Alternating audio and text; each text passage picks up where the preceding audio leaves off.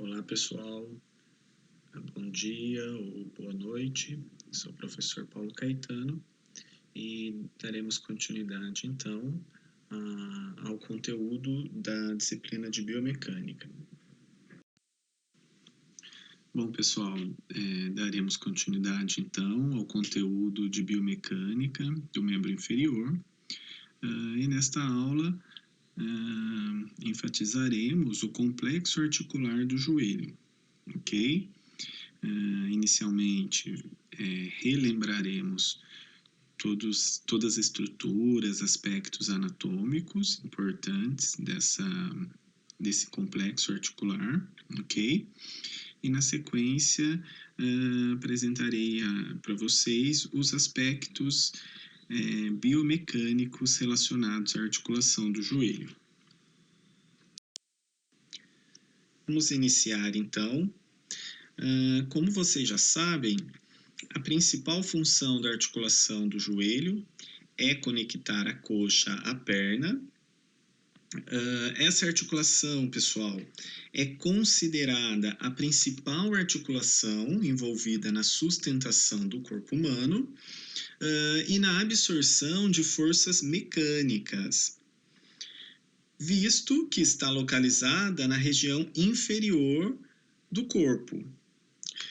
E, portanto, receberá enormes cargas durante uma simples caminhada, ao subir e descer uma escada, durante a corrida e ainda mais diante de saltos, tá?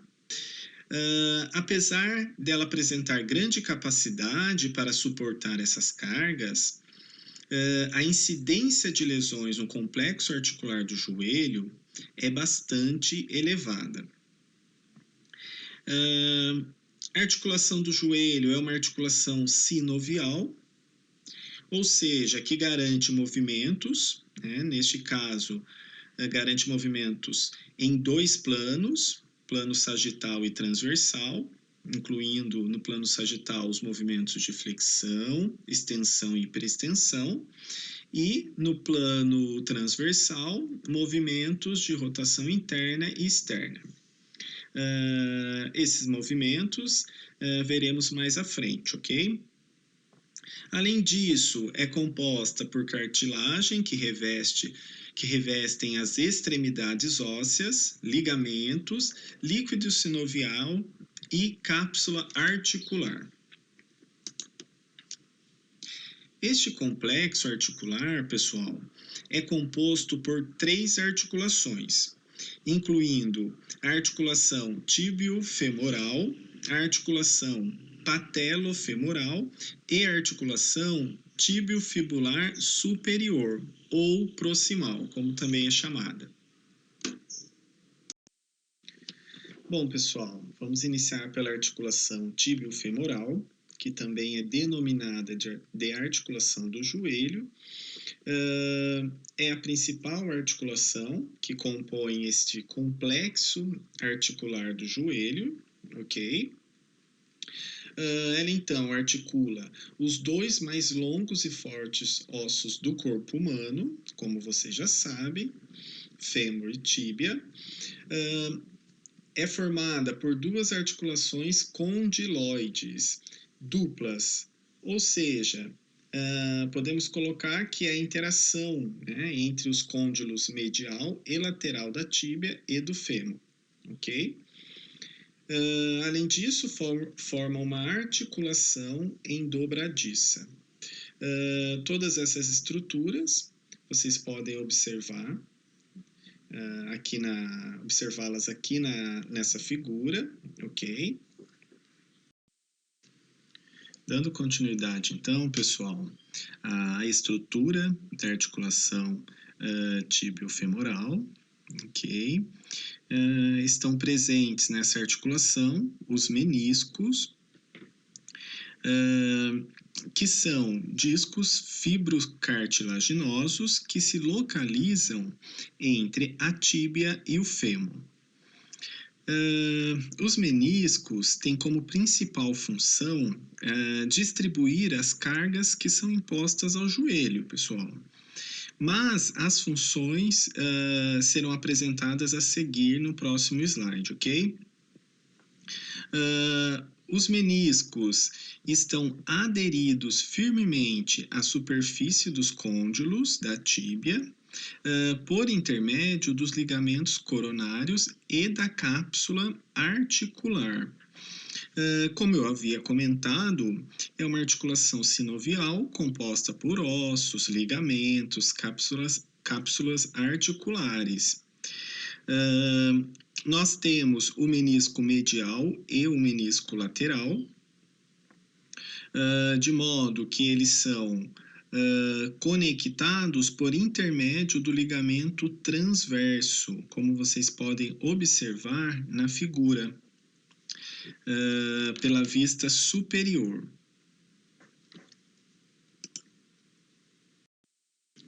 Bom, pessoal, vamos ver agora quais são as funções dos meniscos. Como vocês podem ver, os meniscos têm a função de distribuir melhor as cargas que são impostas à articulação do joelho, ampliando a superfície de recebimento da carga. Além disso, os meniscos têm a função de aumentar a estabilidade da articulação e auxiliar na absorção de choques mecânicos. Por exemplo, durante um salto vertical. Em movimento de extensão do joelho, de extensão completa, pessoal, os meniscos são responsáveis pela distribuição de 50% da carga. Além disso, eles também atuam de forma significativa na transmissão de carga em flexão. Então, como vocês podem ver, para os principais movimentos articulares, né, de flexão e extensão do joelho, os meniscos contribuem de forma significativa para uma articulação se movimentar de forma, vamos colocar, saudável, ok? O menisco lateral transfere percentual de carga significativamente maior que o medial. E também os meniscos, né, têm a função de lubrificar e diminuir o atrito entre as superfícies da tíbia e do fêmur.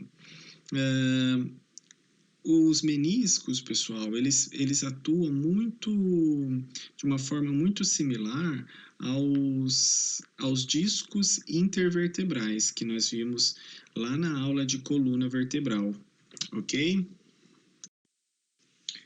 Bom, pessoal, ainda em relação aos meniscos, eu coloquei aqui para vocês uma característica extremamente importante do ponto de vista biomecânico e de recuperação, ok?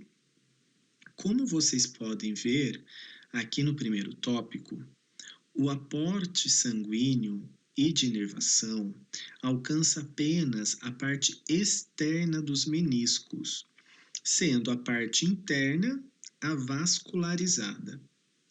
Ou seja, pessoal, nós não temos vasos sanguíneos nutrindo a parte interna dos meniscos. Isso significa que, diante de um trauma ou ruptura, a recuperação da parte interna dos meniscos será bastante complicada. Já a parte externa dos meniscos apresenta possibilidade de reparação e cicatrização, ok? Agora, pessoal, eu vou apresentar para vocês os ligamentos da articulação tibiofemoral. Como vocês podem ver, os 4 ligamentos mais importantes dessa articulação são os ligamentos colaterais, incluindo o ligamento colateral medial e o ligamento colateral lateral, ok? Ambos ligamentos são ilustrados na figura. Além disso, estão presentes os ligamentos cruzados, anterior e posterior. Eles também estão ilustrados na figura. Esses ligamentos, pessoal, cruzam a articulação do joelho de forma a garantir a estabilidade, ok? Na sequência, veremos algumas características de cada ligamento. Continuando, então, o primeiro fator importante está relacionado à estabilidade, ou seja, o ponto de maior estabilidade para ambos os ligamentos colaterais e cruzados. Como vimos anteriormente, ocorre quando os joelhos estão em extensão, ok? Vamos ver então algumas características importantes do ligamento colateral medial, do ponto de vista biomecânico. Este ligamento oferece resistência às forças em valgo e às rotações, tanto interna quanto externa. O joelho em valgo vocês podem observar na figura. Além disso, apresenta tensão em extensão e com a flexão completa, reduz seu comprimento em até 17%. Porque na flexão, pessoal, ao invés de alongar esse ligamento, ele será encurtado em virtude da flexão. Já a 25 graus de flexão, o ligamento colateral medial é capaz de oferecer 78% da resistência total em valgo. Notem que o joelho em valgo gera uma sobrecarga ao ligamento colateral medial. Continuando, então, vamos ver agora algumas características do ligamento colateral lateral. Este ligamento é responsável pela resistência às forças em varo. Vejam na figura que o desvio do joelho em varo é o contrário do desvio do joelho em valgo, ou seja, é um desvio para lateral, de modo, então, a gerar resistência ao ligamento colateral lateral. Este ligamento não é influenciado pelas forças de rotação, apresenta tensão quando os joelhos estão em extensão. Na hiperextensão, então, pessoal, essa tensão pode ser ainda mais aumentada, ok? Lembrando que a hiperextensão dos joelhos deve ser evitada principalmente durante a realização de exercícios. Na flexão completa, seu comprimento é reduzido em 25 graus. E com o joelho a 25 graus de flexão, oferece aproximadamente 69% da limitação às forças em varo, ou seja, contribui para que o desvio em varo não aumente ainda mais.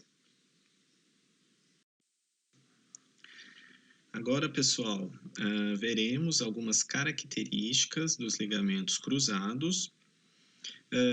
Esses ligamentos, então, localizam-se no interior da articulação e são responsáveis pelo controle dos movimentos anteroposteriores e rotacionais da articulação.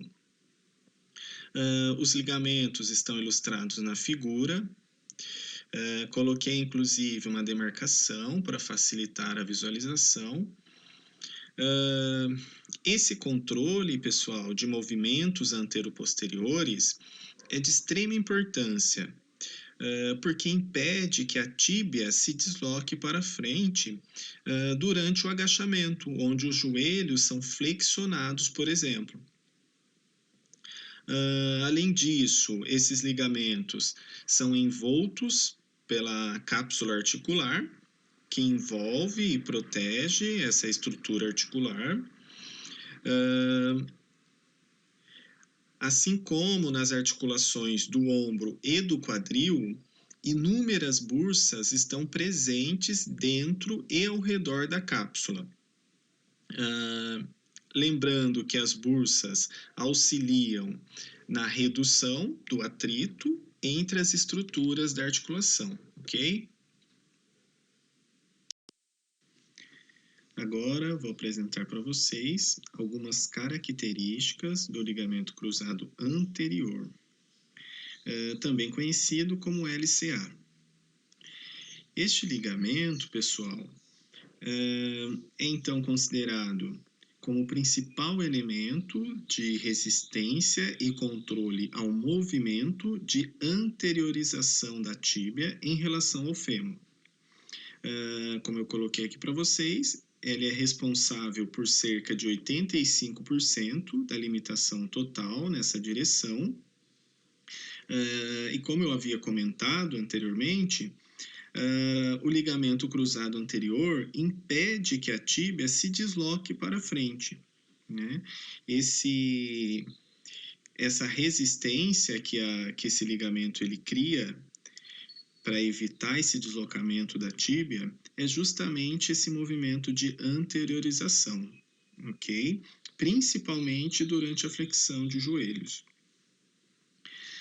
Quando o joelho está em flexão a 90 graus, como vocês podem ver, o LCA aumenta seu comprimento em 7%, de modo que este comprimento é mantido até a flexão máxima, ok? Já na rotação interna do joelho, o LCA aumenta ainda mais seu comprimento, e na rotação externa, o LCA não altera seu comprimento até 90 graus de flexão da articulação do joelho. Dando continuidade, então, pessoal, veremos agora as características do ligamento cruzado posterior. Este ligamento tem a função de limitar e controlar o movimento de posteriorização da tíbia em relação ao fêmur.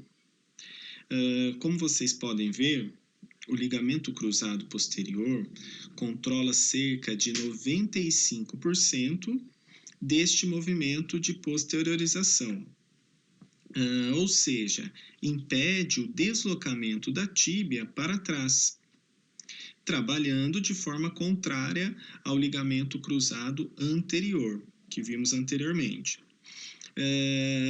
Justamente pelo ponto de fixação de ambos ligamentos nas estruturas ósseas, como vocês podem observar na figura. Além disso, pessoal, a 30 graus de flexão do joelho, seu comprimento é então reduzido em aproximadamente 10%, ok? Já para o movimento de rotação interna, em até 60 graus de flexão do joelho, o comprimento do ligamento cruzado posterior aumenta em 5%. E se esse grau de flexão for então aumentado para mais de 60 graus, ocorrerá então uma diminuição de 5 a 10% do comprimento do ligamento cruzado posterior. Já na rotação externa, o comprimento deste ligamento não será afetado, e esse ligamento apresenta máxima tensão no intervalo de 45 a 60 graus de flexão do joelho. Bom, pessoal, finalizamos então a articulação tíbio-femoral e agora veremos algumas características da articulação patelo-femoral. Essa articulação trabalha em conjunto com a tíbio-femoral. A articulação patelofemoral é formada pelo tendão do quadríceps e pela patela, de modo que sua conexão com a tíbia é feita pelo ligamento patelar, como vocês podem observar na figura. A superfície posterior da patela é coberta por cartilagem articular, o que garante redução do atrito entre a patela e o fêmur. O desgaste dessa cartilagem, pessoal, muito comum em atletas, acarretará em dores e dificuldades para realizar diversos movimentos que envolvam a articulação do joelho. Esta articulação apresenta algumas funções, como vocês podem observar, tais como aumentar a vantagem mecânica dos músculos extensores do joelho, ou seja, ela contribui e facilita o trabalho dos músculos extensores do joelho, né, durante a extensão. Além disso, centraliza a tensão divergente exercida pelo quadríceps, sendo transmitida ao ligamento patelar. Isso quer dizer que as forças dos músculos vasto lateral, vasto medial, vasto intermédio e reto femoral são somadas e concentradas nessa articulação para promover o movimento. Bom, pessoal, em relação à articulação tibiofibular proximal ou articulação tibiofibular superior, como também é chamada, é importante saber que essa articulação conecta o osso da tíbia ao osso da fíbula. Essa conexão é feita pelos ligamentos anterior e posterior, como vocês podem observar na figura. Além disso, pessoal, os movimentos dessa articulação ocorrem por deslizamentos, visto que acompanham principalmente os movimentos da articulação tibiofemoral. Agora, pessoal, vou explicar para vocês o ângulo Q. Este ângulo é usado para determinar possíveis desvios nos joelhos, tais como joelhos em valgo ou joelhos em varo. Vamos entendê-lo então. Observem a figura abaixo. Este ângulo, pessoal, é formado entre o traçado de uma linha imaginária desde a espinha ilíaca, conforme indicado pela seta, até o centro da patela, e um traçado de uma segunda linha imaginária que vai do centro da patela até a tuberosidade da tíbia. Portanto, pessoal, se os joelhos apresentarem valores de ângulo Q em aproximadamente 10 graus, significa um alinhamento de joelhos teoricamente normal, ok? Já se o valor do ângulo Q for muito abaixo que 10 graus, significa que o indivíduo apresenta joelhos em varo, conforme vocês podem ver na figura.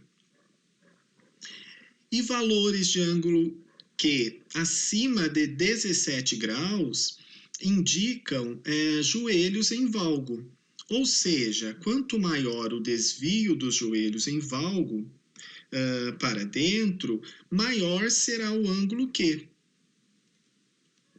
Como coloquei aqui para vocês, ângulo Q excessivo pode acarretar em problemas patelofemorais, porque quanto maior o ângulo, maior será o desvio. Ainda em relação ao ângulo Q, o que contribui para os desvios nos joelhos, em valgo ou em varo, é o ângulo de inclinação que é formado na região do colo do fêmur. Observem a figura de cima. Vejam que a angulação poderá ser diferente, de modo que ângulos de aproximadamente 125 graus representam coxa normal, enquanto que ângulos de inclinação inferiores a 120 graus corresponde à coxa vara. E para ângulos de inclinação maiores que 125 graus, correspondem à coxa valga. Portanto, pessoal, o joelho em varo está relacionado com a coxa vara e o joelho em valgo está relacionado com a coxa valga. Esta relação está ilustrada nas figuras que eu coloquei aqui para vocês. Para finalizarmos, então, pessoal, o ângulo Q, gostaria de ressaltar que, normalmente, mulheres apresentam valores de ângulo Q superiores aos de homens. Portanto, a probabilidade das mulheres apresentarem joelhos em valgo é muito maior. Um dos fatores que determina essa diferença é o fato da mulher ter o quadril mais largo. As figuras que coloquei aqui para vocês ilustram bem essa diferença. Reparem na segunda figura, mostrando um ângulo Q de 12 graus para um homem e um ângulo Q de 16 graus para uma mulher. Lembrando, pessoal, que isso não é uma regra, visto que homens também apresentam joelhos em valgo e mulheres joelhos em varo. Agora, pessoal, veremos quais são os movimentos articulares que ocorrem na articulação do joelho. Temos, então, os movimentos de flexão e extensão. E também podemos considerar o movimento de hiperextensão do joelho, mesmo sendo mais limitado, ok?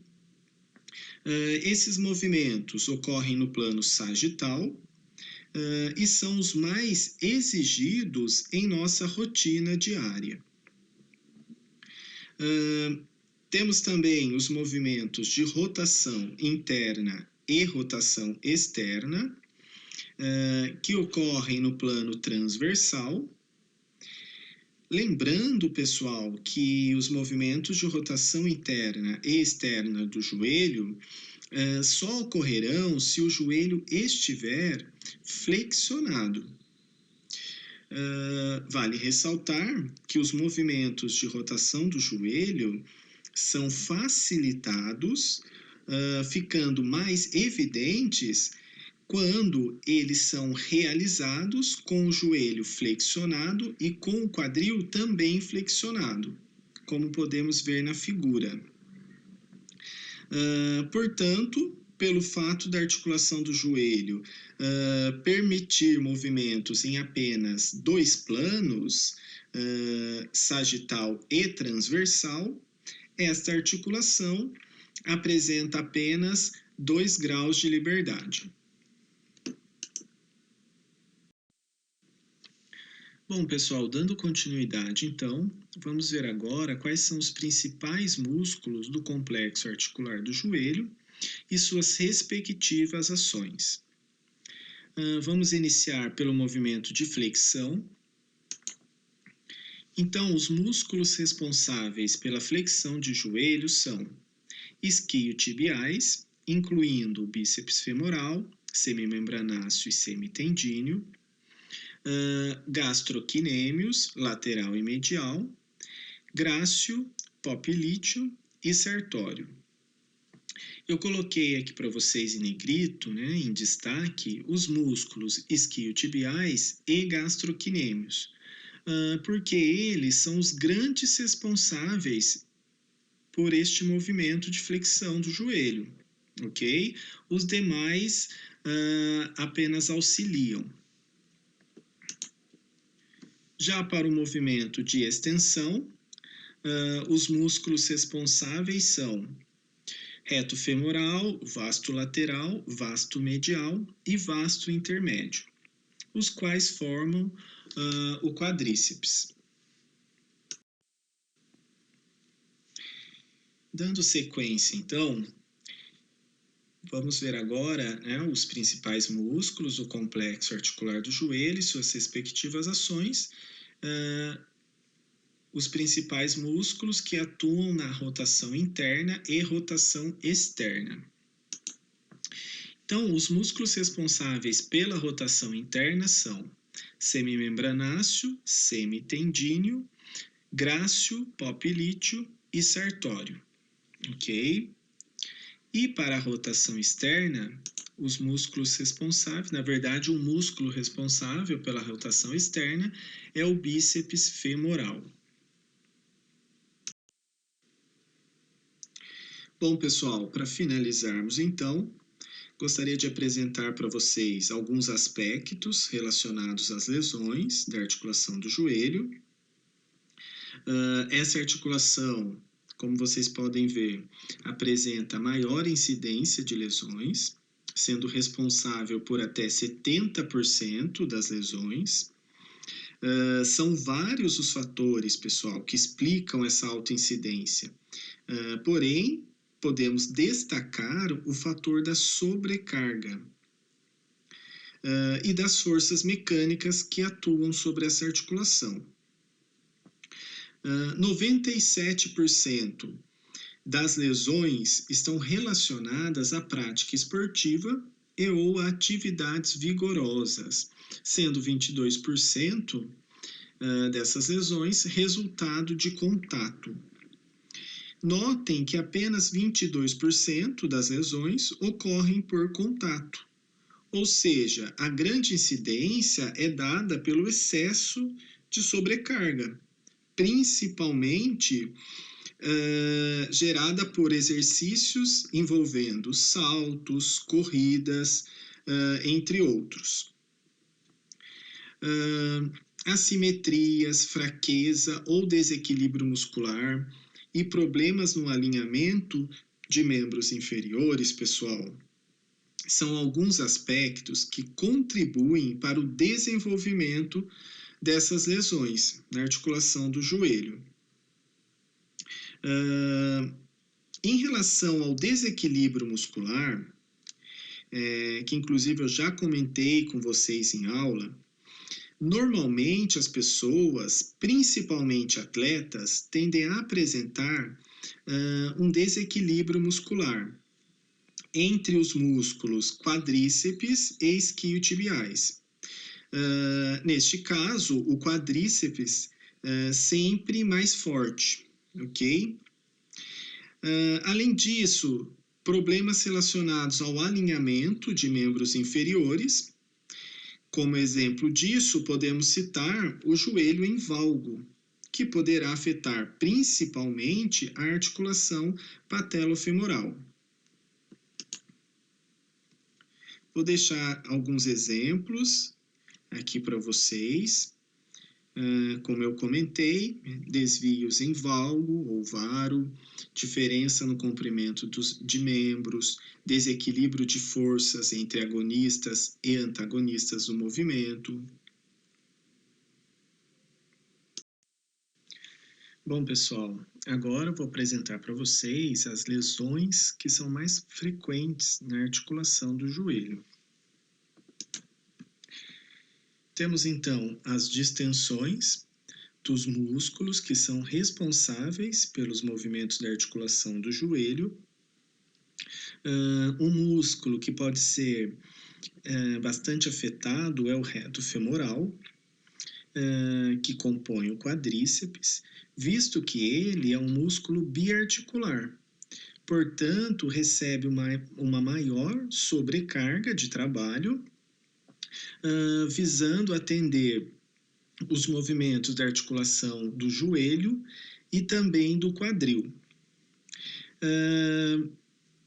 As lesões nos isquiotibiais normalmente ocorrem pelo desequilíbrio muscular dessa articulação, na verdade da articulação agonista e antagonista do joelho, como eu já comentei anteriormente, e pela flexibilidade reduzida. Ou seja, esse grupo muscular, pessoal, tende a se encurtar quando o mesmo não é submetido a um trabalho de alongamento. Temos também as lesões dos meniscos. Normalmente ocorre a ruptura dessa estrutura em virtude da compressão associada a uma força de torção sobre a perna fixa ou de ações de extensão do joelho com alta carga. Podemos citar como exemplo o chute no futebol. Uma outra lesão bastante recorrente é a síndrome de dor patelofemoral. Geralmente, essa dor ocorre durante e após o exercício físico. São vários os fatores, pessoal, que podem levar a esta lesão.